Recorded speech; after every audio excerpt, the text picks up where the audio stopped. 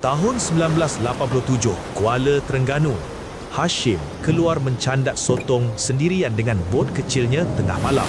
Angin bertiup kencang, ombak kuat, tapi tiba-tiba laut jadi sunyi. Tak ada angin, tak ada ombak, hanya kepala putih terapung 10 meter depannya. Hashim tengok betul-betul, mata merah menyala macam api.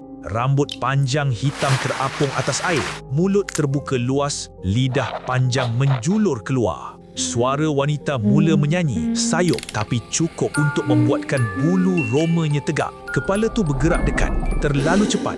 Tanpa bunyi percikan air, Hashim cuba hidupkan enjin, tak berjaya. Tangan putih panjang muncul dari laut, pegang tepi bot. Jari-jarinya sejuk macam ais. 5 jari, lebih panjang daripada manusia biasa. Hashim terjerit, bot terbalik. Pagi esoknya, nelayan jumpa Hashim di pantai. Selamat tapi trauma. Tepi bot ada kesan cakaran 5 jari, panjang hampir 30 cm. Anda berani candak sotong sendirian tengah malam lepas ni?